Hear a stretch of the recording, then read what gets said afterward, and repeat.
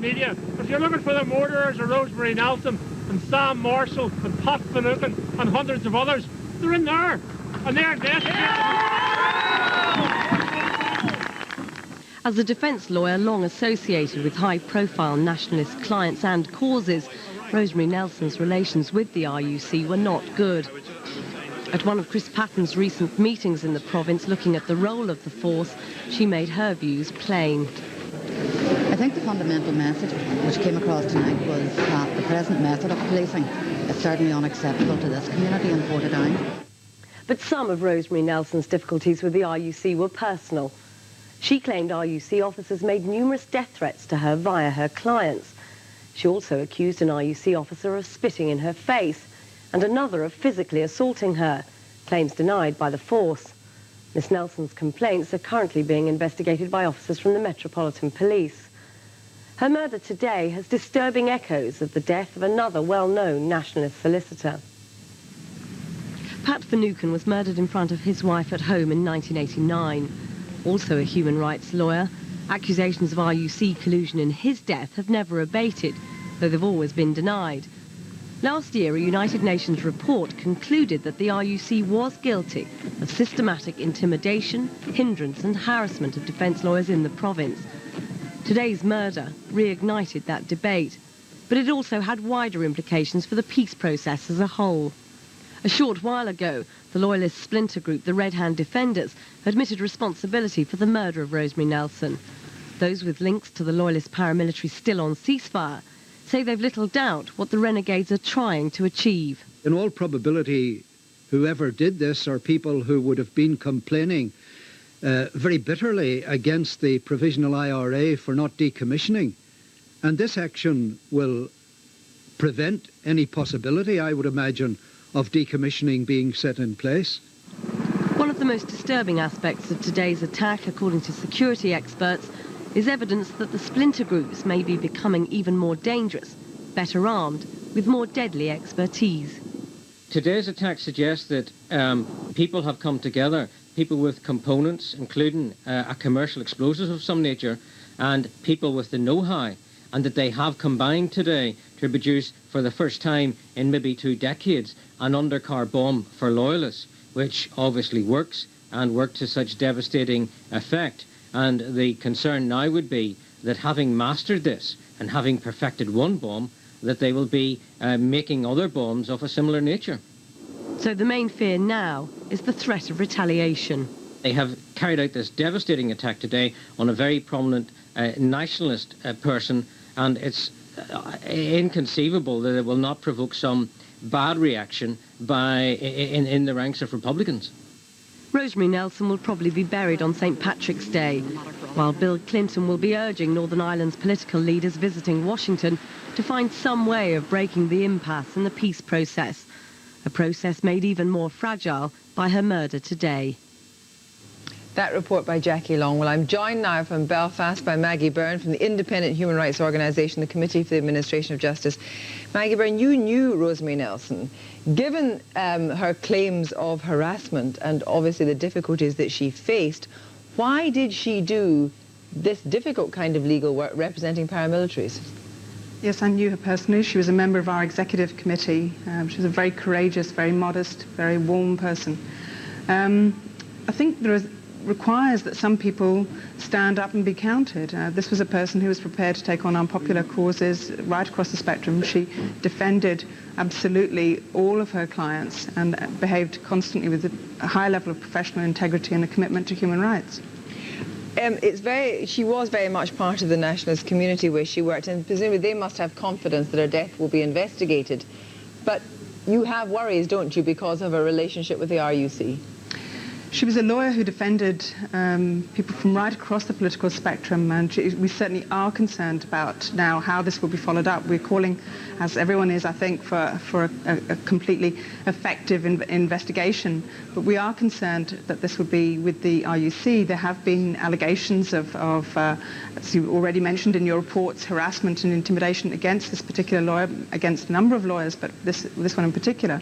And as I think you mentioned in your report also, the Independent Commissioner for Police Complaints actually were dissatisfied, or perhaps it wasn't made sufficiently clear, they were dissatisfied with the RUC inquiry into those allegations of RUC intimidation. And in fact, that's why the Metropolitan Police have been drawn in. And we think on the basis of that, it will be insufficient. People will not have sufficient confidence in the investigation of her death if it's left in the hands of the RUC. There needs to be an independent element. And tell me, when is the Metropolitan Police due to report on their findings into the RUC handling of the case? Well, we understand that that may be fairly close by. The timing of that may be fairly close. That's obviously into the complaints of harassment and intimidation. The sad thing today is obviously that they've borne fruit and that she has had to die. Maggie Byrne, could you just hold it there? I want now to interview Ken McGuinness, who's the security spokesman for the Ulster Unionists. First of all, Ken McGuinness, Rosemary Nelson's death has devastated a family. Now the Red Hand defenders have claimed responsibility. They will be known, won't they, to other loyalist paramilitaries and indeed to the RUC intelligence forces? Yes, they will be known to some extent, and I'm sure the RUC will be following up the leads that they may have. But of course, society in general, anyone who has any knowledge whatsoever of those involved in the case, I would appeal to them most sincerely. These people work against society as a whole, and they must be delivered up to the security services. They must be brought to justice. They must be brought through the courts. But the demonstrations tonight were clearly saying from Jackie Long's report there that people did not have confidence in the RUC. Well, of course, you must remember that that particular campaign predates this horrible murder of Rosemary Nelson, which I totally condemn. The Sinn Féin IRA elements within our community, and indeed some loyalist elements, are embarked on a campaign. We saw it when Chris But Patton... Nelson herself said that. Just let me finish this, please. Just let me finish what I was saying. We saw this during the Chris Patton in the public element to his inquiry, where indeed some of these paramilitaries overplayed their hand in terms of the quite outrageous allegations they made against the police. And this is continuing today.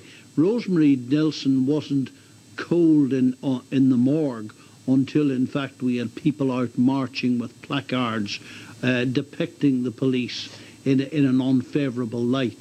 That was not something that was not pre-planned in terms of the ongoing campaign. So I think we've got to leave the political emotion aside and look at this death of Rosemary Nelson as a tragedy for her family and as a tragedy for Northern Ireland, for all those people within both traditions who want to see political stability and peace. Ken McGuinness, Maggie Byrne has just said, though, that Rosemary Nelson worked across the community for human rights.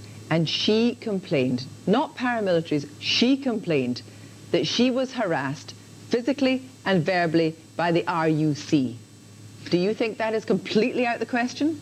If I start talking about Rosemary Nelson's political outlook in life, I'll be indicating something that is entirely different from mine. And at this particular occasion, I don't think that is helpful. We must try to divorce her political aspirations and her propaganda value to the nationalist community from the horrendous act of murder that affects or should affect everyone within this society. Well, let's talk about this act of murder, because in fact the explosives were sophisticated, they were expensive. That is a departure for loyalist paramilitaries. Does this signal a new terrifying departure to you, Ken McGuinness? Well, we do know that loyalists have had power gel in their possession for some time. That's an open secret. What we didn't know was that they had the detonators, and it would look, I saw a picture of the car, and from my own experience over the years, I would expect that there was a proper detonator with a commercial explosive used. I may be wrong, but that was the appearance of the vehicle, and that is very worrying. It also makes me wonder who within the loyalist paramilitaries is actually involved, because we have had all sorts of organisations who are supposed to be on ceasefire breaking them, by punishment, beatings as they call them. It's community intimidation, but it commonly goes by the name of punishment beatings. We've seen that sort of thing. We've seen less sophisticated bombs, and inevitably somebody, and particularly people who are wound up by irresponsible utterances from some political leaders, are going to go to the lengths that we saw today. And what are they doing? They're undermining my particular tradition. And Roy McGee said today, I must interrupt you there because I must bring you on to decommissioning. Roy McGee said that in fact he thought that the chances of the IRA handing over weapons, indeed anyone handing over weapons, was lessened by today's atrocity. Is that your view? No, I don't think that is the logic. I think the logic is that people have, if people are told that, if we hear that again and again across the media, of course that may be the case. But I think if we heard people say that this is the real reason why, in fact, there should be disarmament, why we shouldn't have explosives, why we shouldn't have detonators, why indeed we shouldn't have guns, then perhaps people will begin to understand what we're struggling to try to achieve within this society. Ken McGuinness, thank you very much. Just turning to you, Maggie Byrne, we also heard in that film that the chance of retaliation was thought to be much higher after today, or in fact any further action by Republican paramilitaries. Maggie Byrne, what's your assessment of that? I wouldn't like to comment on that. What I'm concerned about is the rule of law. And this was a solicitor who, in defence of her clients, was found a legitimate target. And that's what we've got to change here in Northern Ireland. That is totally unacceptable. And it seems to me that Ken McGuinness missed a key point here. In the Good Friday Agreement, we agreed that we need to develop new policing arrangements that would command confidence across the community. This is the kind of death, the horrific event that requires that there be a completely independent investigation, that people can have confidence in the results of that investigation. And that's what we need to go forward, hopefully, for a more peaceful future, so that things like this do not happen ever again. Thank you very much indeed. Fraud, mismanagement and nepotism at the heart of the European Commission, Europe's civil service. That's the damning verdict of the report of the Independent Committee of Wise Men. And tonight, the most criticised commissioner, Edith Cresson, and the man accused of running a state within a state, Jacques Santer, are under siege. The commissioners are meeting now, in the knowledge that the leader of the Socialist group is calling for all 20 of them to go. Gordon Brewer is at the Commission. Gordon, what's the latest? Well, thanks, Kirsty. Two extraordinary developments today here in Brussels. Firstly, there's a full-scale crisis at the European Commission, the likes of which we've seldom seen before. Secondly, that we have a European document which is not written in gobbledygook. The Committee of Independent Experts, as they're called, there's their report here, write in prose, which is clear, articulate, sometimes colourful. And there's one sentence which stands out in particular, if I can just read it to you. It found that instances where commissioners, or the Commission as a whole, bear responsibility for instances of fraud, irregularities, or mismanagement. Now, as soon as people read that, it became clear there was much more at stake here than the future of France's Commissioner, Edith Cresson. There was a full-scale scrum to get hold of copies of the report when it was delivered this afternoon. Journalists covering the Parliament normally live on thin gruel. Now they'd been served a full banquet. The excitement was tangible. He says it is becoming difficult to find anyone who has even the slightest sense of responsibility. To call this report damning is an understatement. It puts named commissioners in deep trouble. Top of the list is none other than Jacques Santer, the president of the European Commission. He allowed a state within a state to develop in the Commission's Security Office, which is under his direct control. Edith Cresson is in big trouble too. She's accused of mismanaging a European youth training programme. The report also concludes she bears responsibility for one instance of favouritism, the appointment of her crony René Berthollet to a European job. There's also criticism of Commissioners Monica Wolf-Mathies from Germany and Manuel Marin from Spain. It was the Socialists in the European Parliament who suggested this inquiry in January as a way of avoiding sacking the entire Commission. But at least some Socialists are now saying action has to be taken. What must happen, of course, is over the next few hours, we've got to see the resignation of the President of the Commission, who clearly is the leader of the Commission, and this report damns the leadership of the European Commission, and in particular, of course, Edith Cresson. There is clear evidence now that she has been responsible for favouritism and for mismanagement, and so she must go immediately too. If that doesn't happen, then of course we will go into a crisis for the European Commission, which I think will inevitably lead to the dismissal of the whole Commission in a couple of weeks' time. Conservatives voted to carpet the Commission 3 months ago. They now say heads of government should step in. Now, I would like to see the heads of government who make a big song and dance, like Tony Blair, about fraud and corruption in the European Union. They haven't lifted a finger so far. They've left it, if you like, to the European Parliament, not even to the socialists in the European Parliament, who've been trying, as you know, to protect the Commission, but are now, as I understand it, moving towards criticism, and that's very much to be welcomed.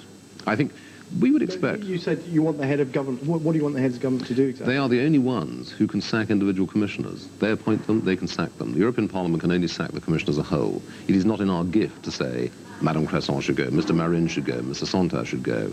You can put that in a resolution, but it hasn't got any binding effect. We can only sack the whole Commission, and that's what we intend to do. But you can hardly underestimate the way this report has produced a spirit of sheer excitement among MEPs.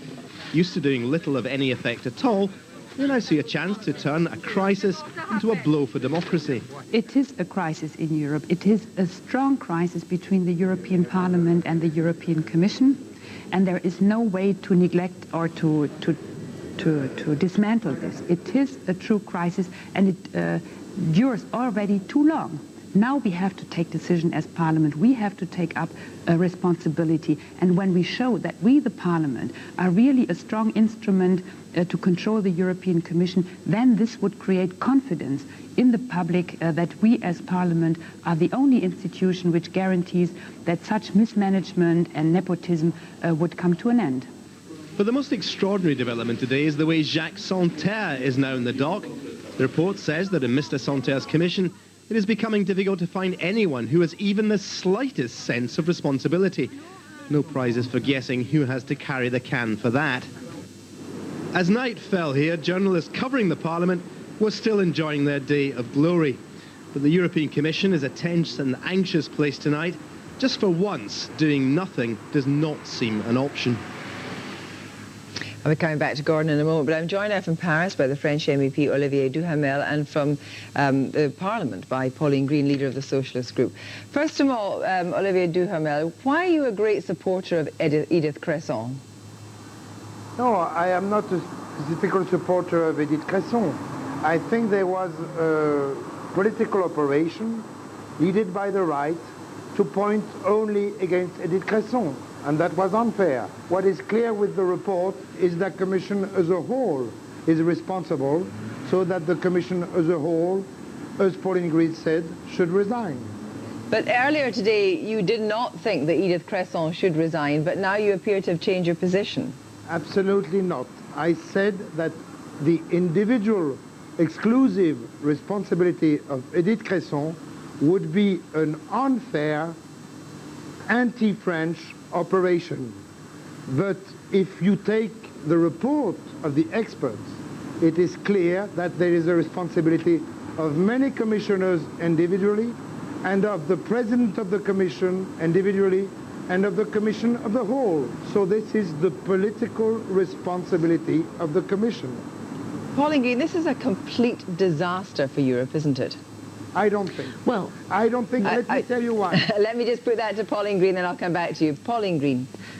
Well, it is a very, very bad time, because this report is a devastating critique of the management culture, the political culture of the European Commission. And, of course, that's got to be dealt with, and dealt with speedily. But you must have known, I mean, everybody knows how bloated the whole European Commission is. And when Gordon Brewer was talking about the language, the clarity of language in this document, another sentence, it's becoming difficult to find anyone with even the slightest sense of responsibility.